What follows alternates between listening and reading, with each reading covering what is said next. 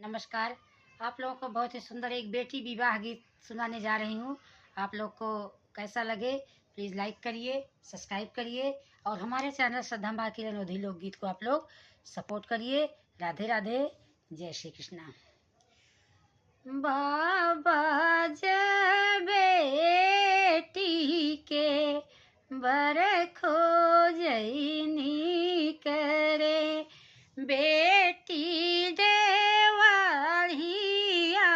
के ठाड़ जी, हमरे जोगीत बर हेरा मोरे बाबा, नाही बाबा रहबई कुंवर जी, हमरे जोगीत बर हेरा मोरे बाबा, नाही बाबा रहबई कुंवर जी।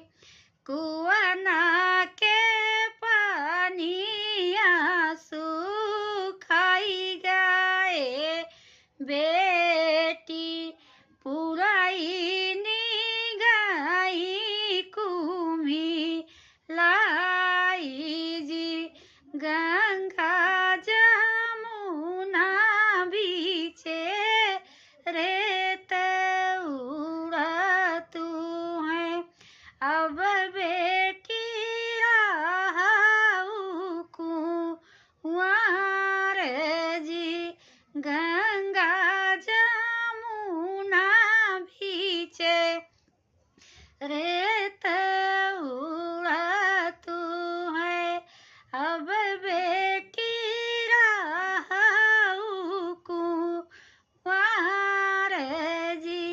जरई बपैया तोरा अनधन सोनवा, मरईला खेसरी गाई जी, मरई बपैया तोरा राज दुलेरुआ, तब हमारा हबई कुंवर जी।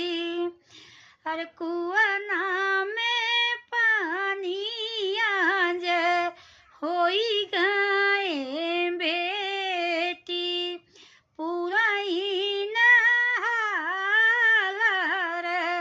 देई जी, गंगा जमुना बीचे नाउ चला तू है, अब तोहरा चबबी या जी, बढ़ई बपैया तोहरा अनधन सोनवा, जियला खेसर गाई जी, पढ़ई बपैया तोहरा राज दुलेरुआ, अब मोरा होई है बिया जी, बढ़ई बपैया तोहरा राज दुलेरुआ, अब मोरा होई है बिया जी। नमस्कार। आप लोग को विवाह गीत कैसा लगा प्लीज़ लाइक करिए, सब्सक्राइब करिए, हमारे चैनल श्रद्धा माँ लोधी लोकगीत को आप लोग सपोर्ट करिए।